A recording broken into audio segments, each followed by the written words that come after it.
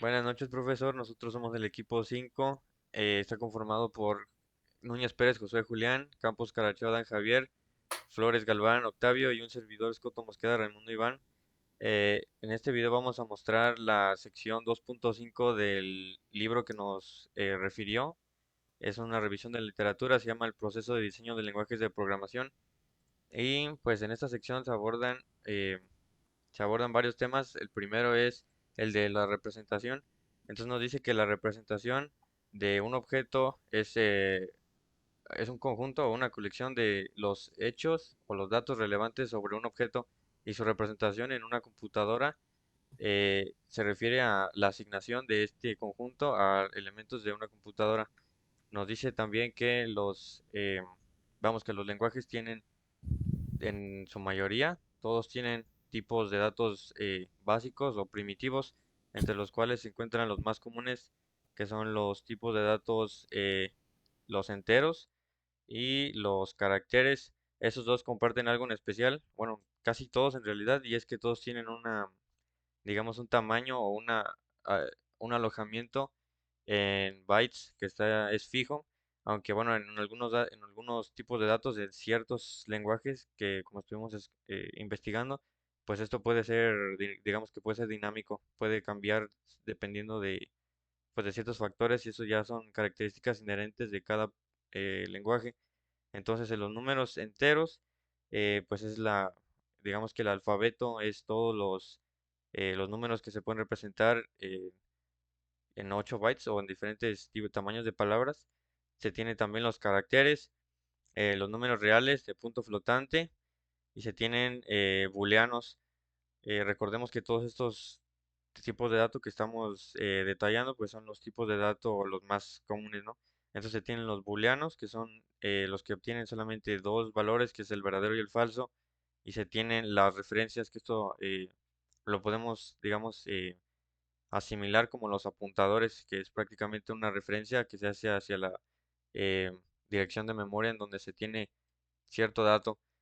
También tenemos los tipos de datos compuestos, que estos ya son pues tipos de datos que se pueden derivar en más tipos de datos. Por ejemplo, las estructuras de datos como los arreglos o las listas, pues son tipos de datos que se fueron generados de otros tipos de datos. Y estos a su vez pueden generar más tipos de datos, como por ejemplo los árboles. También, por ejemplo, los strings. En el lenguaje, por ejemplo, Java, los strings, las cadenas de texto, pues son un tipo de dato compuesto, no es un tipo de dato abstracto, perdón, no es tipo de dato primitivo o básico. Y entonces también se tienen las uniones, que son tipos de datos que se pueden definir como un conjunto de otro tipo de datos. Posteriormente también si tenemos las expresiones y los operadores, y pues aquí nos muestra un grafo, si le puede bajar un poquito, compañero, se muestra un grafo eh, sobre la forma en la que se resuelven digamos, las operaciones que se hacen en forma de un árbol, se puede ver aquí. Y posteriormente también pasamos con las declaraciones y los ámbitos, que aquí se introduce eh, un concepto que es ya más especializado, digamos, que son los contextos. Y aquí pues entran un montón de definiciones que ya hemos visto, o que, mejor dicho, que podemos inferir, no que ya hemos visto, sino que podemos inferir sobre clases que hemos tenido antes, como por ejemplo lo que le llamamos el scope, pues no es más que un contexto en los cuales podemos tener, por ejemplo, definiciones locales, es decir, que una variable puede tener un significado pero solamente dentro de ese scope o dentro de ese contexto, y pues al salirse, pues pierde completamente alojamiento en memoria, y pues tenemos contextos que son globales o que son, digamos, mucho más específicos, y esto es algo que pues se revisa en este punto. Bueno, ahora vamos a hablar un poco sobre las variables. Estas variables pues ya las conocemos, son variables que se pueden actualizar el valor de estas, más no la ubicación de memoria que estas tienen y a las que estas hacen referencia. Por ejemplo, tenemos una expresión, la de hasta abajo, en la de donde x es igual a x más 1. Tenemos nuestro valor de x, o sea, la asignación de x en la izquierda, en donde x se refiere a la variable en sí, mientras que en la parte derecha x se refiere simplemente al valor de x, y el más 1 pues es el valor extra que se le da. Ese valor pues va a ser modificado en el espacio de memoria y por eso se le llama variables actualizables. Después en el tema 2.5.7 tenemos el control de la ejecución. Esto nos dice que nosotros podemos controlar la ejecución de un programa o la secuencia del programa. Por ejemplo, tenemos un operador condicional en el que solo una parte del código se ejecuta dependiendo de la condición que nosotros le demos. Entonces se puede ejecutar o no se puede ejecutar. También pues existe en la parte del código del else, que en este caso se ejecuta si la primera condición no es cierta. Igualmente tenemos el switch. Este pues ya sabemos que consiste de varios casos en el que puede ejecutarse uno solo o ninguno. En este caso, si no se ejecuta ninguno, pues simplemente se va a un valor, un caso default, que en este caso es el otherwise. Después están las sentencias while o los bucles. También existe el bucle for, en el que nuestro programa va a estar ejecutando esa parte del código, ese bloque, mientras se cumpla o no se cumpla una condición. Esto pues nos permite tener un poco más de control en el código, qué partes queremos ejecutar, qué partes no y qué partes podemos ejecutar varias veces. También tenemos las excepciones síncronas. Por ejemplo, el try and catch, que es casi igual que un if and else. Se debe de cumplir una condición, pero en este caso es una condición de error, en el que si el código falla, este try and catch lo atrapa, literalmente, y ejecuta una serie de pasos que nosotros le estemos especificando en la parte del catch. Después, en el tema 2.5.8, los mecanismos de abstracción, nos dice, una de las principales características de la programación es facilitar la abstracción. Cuando un patrón se repite en numerosas ocasiones, pues es posible definir una abstracción que capture la parte común. Esto pues ya lo vimos en programación orientada a objetos, ¿no? Uno de los fundamentos de PO. Por ejemplo, tomar como parámetros las partes que varían. La notación lambda, por ejemplo, suele utilizarse para especificar abstracciones. Un ejemplo en los lenguajes de programación es el que tenemos ahí abajo, el let, int. Otra posibilidad pues también es usar recursividad. Más abajo en las definiciones recursivas. También tenemos el término de currificación. Esto nos dice que un solo argumento, si no me equivoco, una función con varios parámetros, se puede dividir en varias funciones con un solo parámetro. O sea, en esta abstracción existen varios mecanismos de pasos de parámetros. Por ejemplo, el paso por valor, en el que se utiliza pues la mayoría de los lenguajes que conocemos, ¿no? Al menos los imperativos, en el que consiste evaluar los argumentos de una función antes de que ésta sea llamada. También tenemos el paso por nombre. Se evalúan las definiciones igual que en el valor, pero antes las definiciones que los argumentos.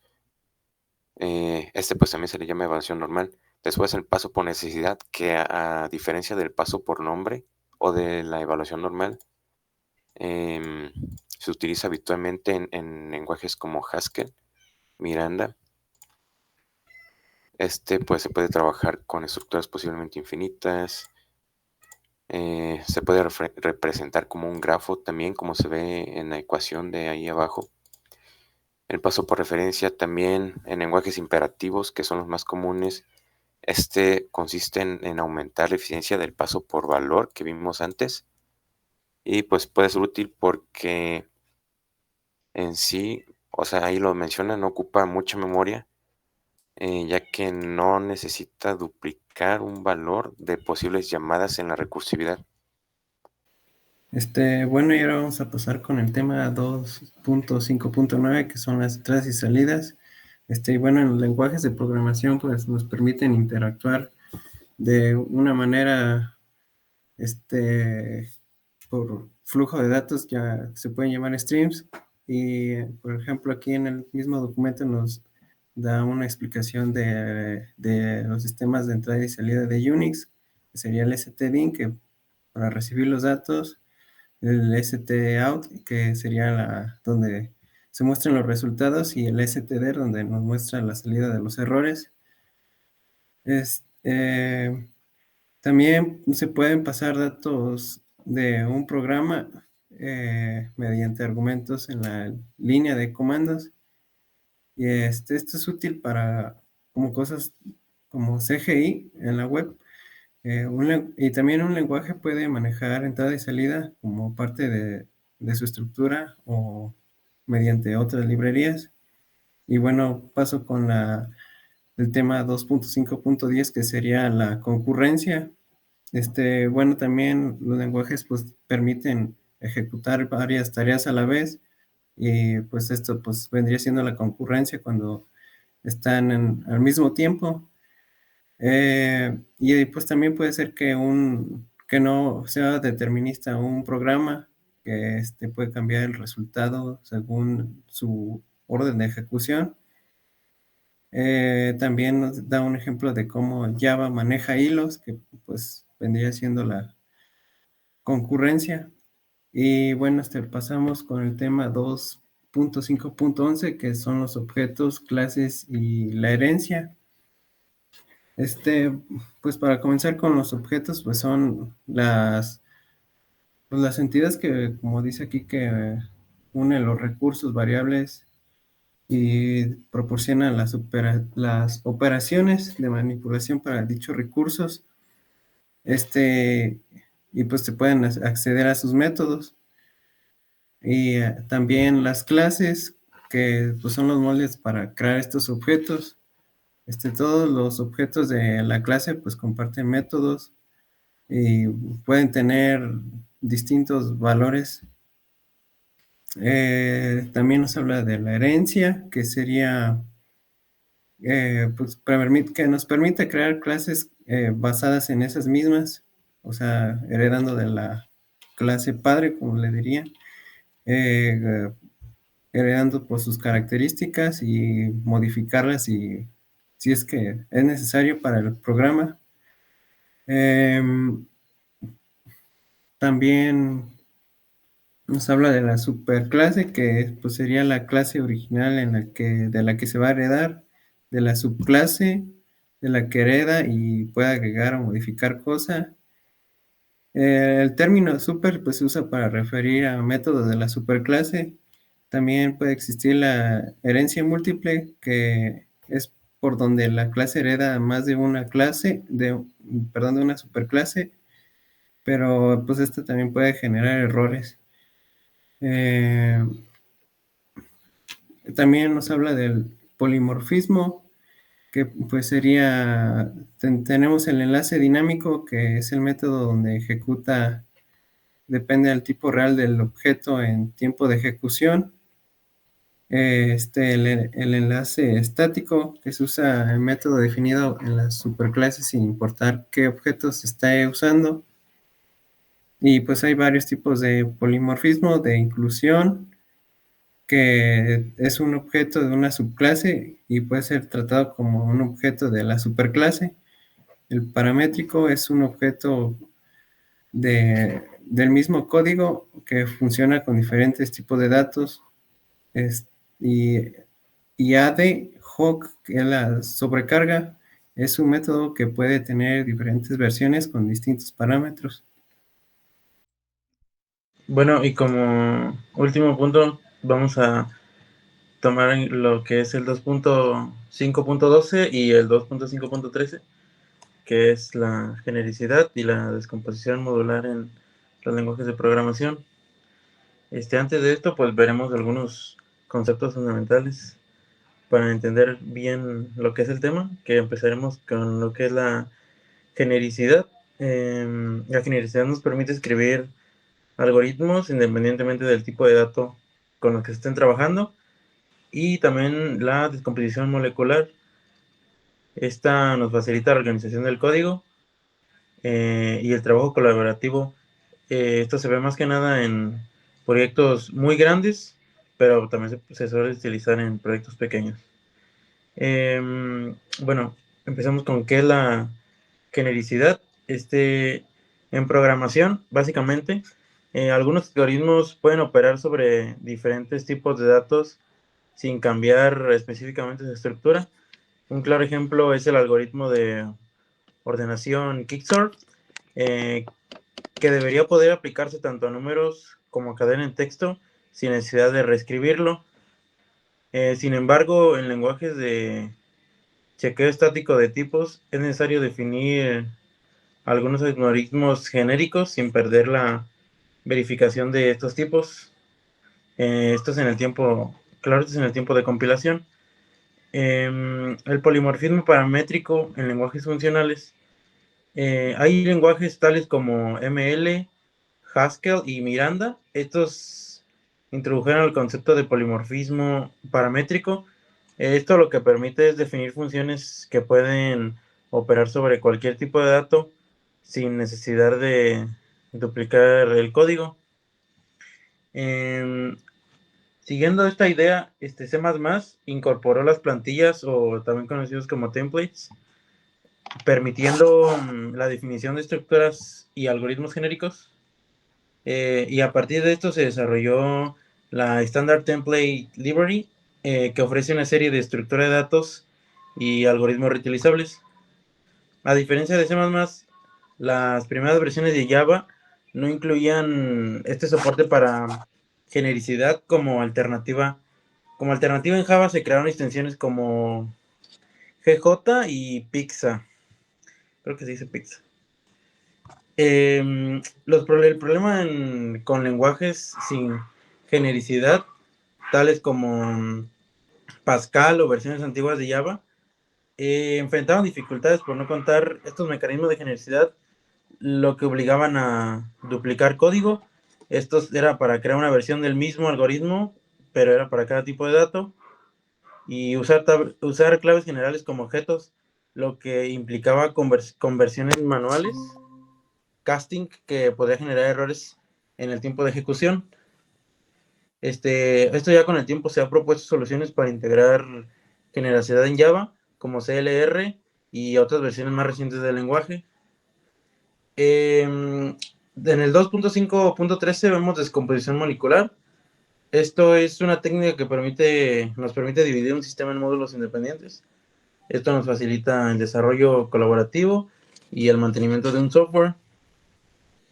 Hay algunos requisitos que se deben de tener para tener un buen sistema modular, que primero sería una buena gestión de espacio de nombres. Esto más que nada para proyectos grandes es fundamental para evitar la colisión de nombres entre variables o funciones y clases. Para esto los lenguajes pueden usar estructuras planas, o sea que todos los módulos estén al mismo nivel, o estructuras jerárquicas como los paquetes que se manejan en Java. Como punto número 2, podremos tener la compilación separada de los módulos. Esto se aplica en sistemas grandes, pero un problema que tiene es que la compilación suele ser bastante lenta, y un sistema modular puede permitir compilar solo los módulos afectados por el cambio y en lugar de todo el código. También podemos aplicar la independencia a la implementación.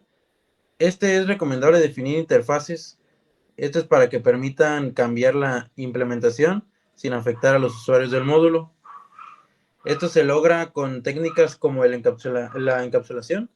Esta va a proteger el acceso a los detalles internos del módulo y los contratos lógicos que nos van a garantizar la implementación que cumple con la interfaz establecida. También tenemos, y esto es muy importante, que serían los controles de versiones. La modificación de módulos pues puede causar muchos problemas en proyectos muy grandes. NET incluye un sistema de control de versiones para ayudar a manejar estos cambios de manera un poco más organizada. Y por último punto tenemos el módulo de primera clase. Algunos lenguajes permiten manipular y modificar módulos desde el mismo lenguaje, ofreciendo mayor flexibilidad a los desarrolladores.